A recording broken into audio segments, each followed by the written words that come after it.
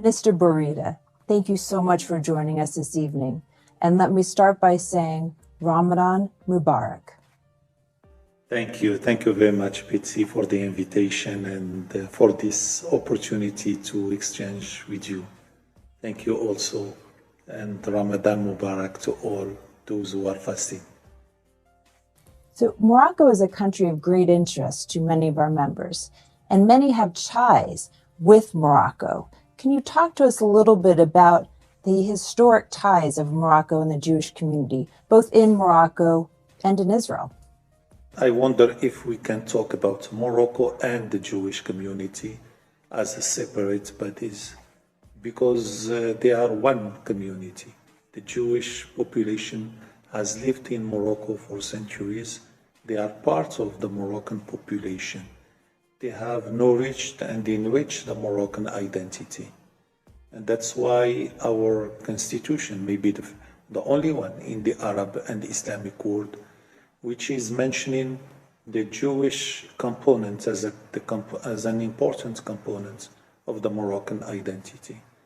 This relation is also about a relation between the Jewish community and the Moroccan monarch. Very long history, back to the 15th century when the Jewish community was expelled from Andalusia. They were welcomed in Morocco. Late King Mohammed V rejected the anti-Semitic laws of the Bishop regime and refused to hand over the Moroccan Jewish community to the Nazi regime. He said, if you take them, take my sons also.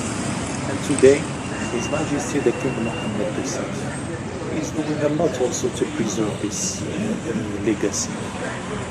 His Majesty ordered also the renovation of almost 100 cemeteries and holy sites in Morocco, and more than almost 20 synagogues have been restored.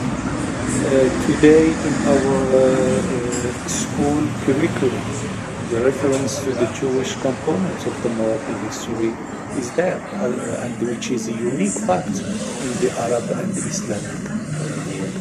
And Morocco is the only Arab and Islamic country with Jewish community still living here, with its synagogues, with its tribunals, with its all its structures as a normal component of the Moroccan identity and the Moroccan people. So that's why this relation is very particular.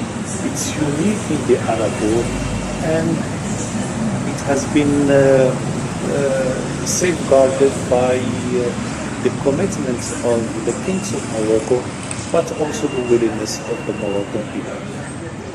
Thank you for that explanation. I think that's really important for not just our members, but for everyone to understand. Morocco also has relations with Israel. Can you describe to us a little bit about, in December, the decision to enhance this relationship with Israel? To understand the relation with Israel, you should not link it to the relation with the Jewish community. It's for Morocco that was a normal relation. We had contacts for the years. We had formal relations in 1994, and people-to-people relation was felt. Of course, there was a break in the formal diplomatic relations for some years, but the contacts with Israel didn't stop. As His Majesty King Mohammed VI said, this decision of Morocco in December is not an opportunistic decision. It's a decision of conviction, and it is a natural decision because of these ties and because of the involvement, the historical involvement of Morocco in peace. It's a very exciting time, and if you can just give us an idea of some ways now that we're in this moment to strengthen the interaction between the two peoples. after the 10th of December, where the declaration of Israel, the relations was made, there was an agreement, a trilateral agreement signed some days after between Morocco, Israel, and the United States. And this document, a legally binding document, has different components. Recognition by the United States of Moroccan sovereignty over the Sahara, commitment by Morocco to develop the relations with Israel, and a commitment by Israel also to engage in a deep cooperation with the Kingdom of Morocco. Since that moment, we have taken concrete steps to translate into fact this declaration.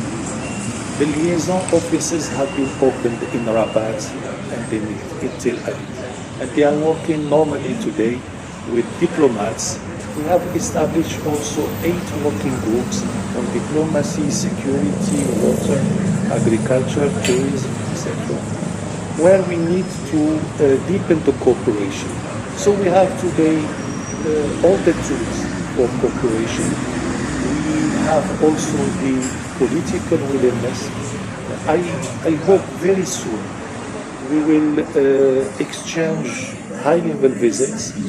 The sky is the only limit, and we are, as His Majesty said, Morocco is sincere in this commitment, and as it is a decision of conviction, we will go as far as possible in developing the bilateral cooperation for the benefit of the two people and for the benefit of the region also. It really does sound like the sky's the limit. That's fantastic. So you mentioned a trilateral relationship between the U.S., Israel, and Morocco. So I just want to talk about the U.S. for a second. Many people might not know that the U.S. and Morocco signed a treaty of peace and friendship in 1786. So can you tell us a little bit about the U.S. and Morocco relationship now?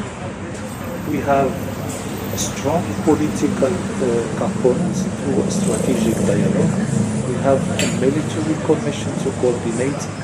We are the only African country to have an FTA, free trade agreement, with the United States. We are a non-NATO ally of the United States since 2012, and we have a very counter-terrorism and military component. So the relation is deeply rooted, the relation is adaptive. Today we can work also on climate change, we can work on developing Africa, and we can work for promoting peace, including in the Middle East. Morocco cut off ties with Iran in 2018 because of Hezbollah activity in Morocco. At APAC, they're very focused on Iran and its surrogates and the threats to not just this region, but to the entire world. So what is Morocco doing about the activity with Iran and its surrogates, and how do you see working with friends like the U.S. and Israel to combat that threatening activity? So the threat is the same, and we need to coordinate. We need to work as allies to face these threats. Maybe people know more about Iran nuclear activities, but Iran is also acting through proxies to destabilize North Africa and West Africa. Iran has been threatening Moroccan territorial integrity and its security by supporting Polisario, by giving arms to Polisario, and by training Polisario militia to attack Morocco. Iran is also spreading through the Hezbollah its activities in West Africa. And today we are still vigilant to the threats Iran is presenting to our security and to the security of the Moroccan people. As we know, the Sahara issue is crucial for them. Its territorial integrity is the key of the stability of this country. All those who are trying to destabilize Morocco are using the Sahara issue as a tool. And Iran, Hezbollah, Polisario are doing the same. So that's why it's very important also why giving attention to what Iran is doing in its nuclear program or in acting against some of its neighbor, to pay attention to what Iran is doing to other allies of the United States in this area of the world. Morocco took a real leadership role among Arab states in normalizing relations with Israel. How do you see Morocco moving forward and maybe inspiring other Arab countries to also normalize relations with Israel? We think that the regional dynamic is very important. Regional stability is very important, even for promoting peace between Israel and Palestine. Morocco has had a pioneering role in the Middle East process, and Morocco is ready today also to contribute to that. Thank you, Minister. That is inspiring, and it has been a pleasure and an honor speaking with you. And as I mentioned earlier, before the call, I really look forward to coming to visit in person. Thank you. I think it's as a commitment to come very soon to visit us here in Morocco. You will be most welcome. Thank you. It was a pleasure talking to you, Betty. مشاهدين قناة بوريطة سياسة والاقتصاد، نسعى دائما إلى أن نطلعكم على الأخبار السياسية والاقتصادية الخاصة بالمملكة.